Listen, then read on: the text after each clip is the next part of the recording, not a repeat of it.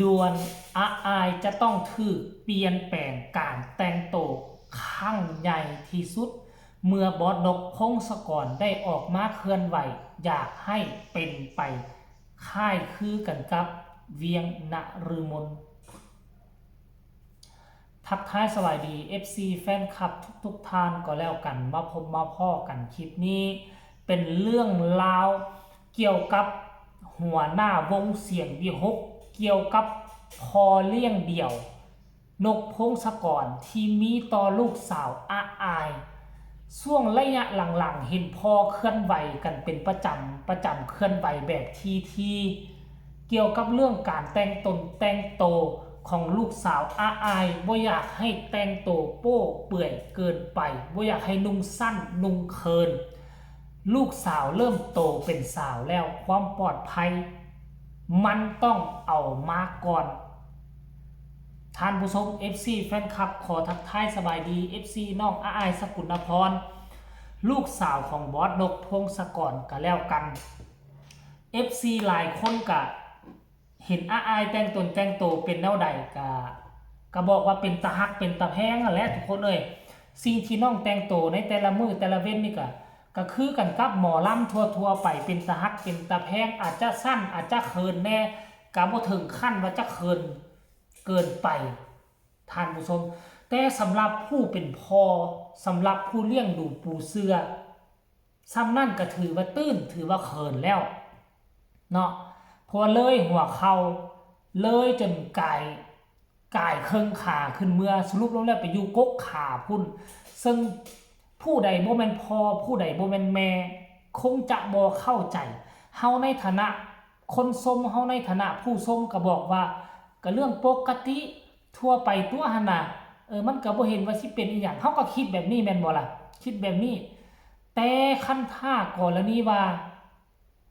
คันท่ากรณีว่าเป็นพ่อเป็นผู้ปกครองเราก็ต้องได้เป็นห่วงเป็นใยนั่นแหละเราก็ต้องห่วงลูกสาวเป็นปกติเพราะคนบ่เคยมีลูกสาวเนาะมาอุตส่าห์มีลูกสาวแล้วได้เลี้ยงมาตั้งแต่อันน่ะเข้าวงการใหม่ๆแล้วเราก็จำเป็นต้องได้ห่วงแหละได้หึงได้ห่วงคันบ่หึงบ่ห่วงเขาก็บ่เอิ้นว่าผู้ปกครองคันบ่หึงบ่ห่วงเขาก็บ่เอิ้นว่าพ่อท่านผู้ชมแล้วสิ่งที่บอสนกพงศกรอยากให้เป็นอยากให้อายเป็นศิลปินที่สงเงียมเทียมคมบ่หวือบ่หวาบ่เต้นดองดองบ่ดีดดาวดาวอยากให้เป็นคือศิลปินคนนี้นั่นก็คือเวียงนฤมลใส่สุดใส่ส่งลามจนติดดินติดเกิบใส่เสื้อปกปิดศิลปินแบบนี้อยู่ในแวดวงการมันมีน้อยเด้อจะไล่มาสู่ฟังศิลปินนุ่งยาวแบบนี้นะแม่สุนารีสมัยก่อนก็นุ่งแนวนี้แหละนุ่งยาวปกปิดผู้ต่อมาเห็นอย่างชัดเจนนั่นก็คือตายอรไทยตั้งแต่เข้าวงการจนฮอดปัจจุบันนี่เกือบ20 ปีแล้วมาเนี่ยยังนุ่งคือเก่าบ่เคยนุ่งสั้นบ่เคยนุ่งเกินถามว่าดังบ่ดังโด่งดังครับฟ้าเมืองไทยลามมาฮอดฝั่งลาวเนาะผู้ต่อมากับผู้ที่3ที่ค่อยเห็นชัดเจนคือเวียงนฤมลกระดังเปี้ยงป้างคือกันคนที่จะโด่งจะดังมันบ่ขึ้นกับการใส่สุดสั้นสุดเคินสุดโป้สุดเปื่อยเนาะถ้าวาสนามันมามันจะมีชื่อเสียงมันจะโด่งจะดังนุ่งสุดยาวสุดปกปิดมันกระโด่งกระดัง3คนที่ค่อยซื้อมานี่ล้วนแล้วแต่โด่งดังครับฟ้าเมืองไทยมัดสุคนนอกจาก3คนที่ค่อยมามันยังจะมีอีกหลายคนที่ค่อยจำบ่ได้ที่ค่อยบ่เห็นบ่พบบ่พ้อแล้วบอสนกพงศกรได้เว้าแท้บ่ว่าอยากให้อาอายเป็นแบบนั้นอยากให้อาอายใส่แบบนี้นี่เพิ่นออกมาเคลื่อนไหวถ่ายรูปเวียงนฤมลมาโพสต์ลงพร้อมเขียนใส่หัวข้อนี้ว่าอยากให้อยากให้ป้าตัดสุดแบบพี่เวียงนฤมลแบบพี่เวียงให้อีล่าใส่ลองเบิงคือสิงามคักเห็นบ่ล่ะค ความหมายเพิ่นบ่อยากให้โป้บ่อยากให้พอลูกสาวเพิ่นนุ่งสั้นบ่เวียงฤดูมนต์บ่นุ่งยาวบ่ฮอดพี่ใดแต่บัดน้องอายนุ่งนี่แหละน้องอายนุ่งแต่ละเทื่อนุ่งฮอดพี่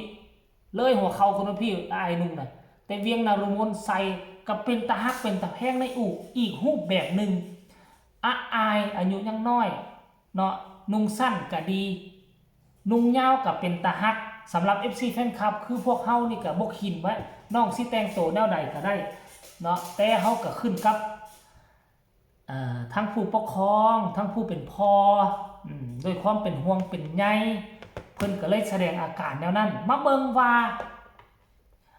พ่อแม่ FC แฟนคลับป้าลุงคนใดจะเป็นคนแรกที่ซัพพอร์ตส่งขายาวแบบหมอลำมาให้อายได้นุ่งมาให้อายได้สวมใส่เฮามาลุ้นกันเบิ่งว่า FC แฟนคลับทานใดอันนี้เป็นคำขอของผู้เป็นพ่อนกพงศกรค่อยเชื่อว่า FC แฟนคลับอายส่วนใหญ่แล้วก็จะเป็น FC แฟนคลับของพ่อนกถ้าพ่อนกออกตัวแบบนี้มันก็จะต้องมี FC แฟนคลับจัดให้แน่นอนแต่ว่าจะใช้เวลาเท่าใดจะมีผู้ใดใจบุญเนาะซัพพอร์ตสุดนี้ให้กับอายเฮาก็ต้องมารอชมรอติดตามกันในตอนต่อไปก็แล้วกันท่านผู้ชมเนาะอันนี้คือการเคลื่อนไหวเมื่อจักชั่วโมงที่ผ่านมาค่อยเบิ่งกันเด้อนี่คือการเคลื่อนไหวของวัดนกพงศกรน่ะบ่ฮอด20ชั่วโมงซะได้ทุกคนเอ้ยบ่ฮอดได้บ่ฮอด1มื้อซำนะ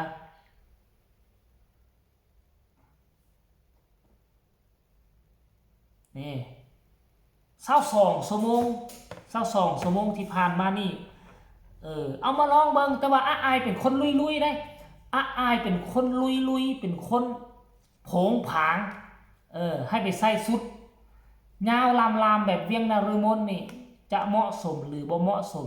อันนี้เฮาก็บ่ฮู้เนาะแต่ว่าคนอายนี่คนกำลังเป็นตาฮักกำลังเป็นตาแพงใส่สุดใดสำหรับค่อยว่าก็ย่อมเป็นตาฮักเป็นตาแพงอยู่ในสายตาของพ่อแม่แน่นอน 100% เอาสำหรับคลิปนี้ก็ฝากฝังไว้ซ้ำนี้ก็แล้วกันจะมีการเปลี่ยนแปลงครั้งใหญ่หรือบ่มันก็ขึ้นกับผู้ซัพพอร์ตขึ้นกับพ่อแม่ก็แล้วกันฝากกดไลค์กดแชร์กดติดตามที่สำคัญอย่ากดข้ามโฆษณาผู้ใดมีคำตำหนิติชมคำคิดคำเห็นต่อเหตุการณ์นี้ก็ส่งมาโอ้ล้มกันได้ทางใต้คอมเมนต์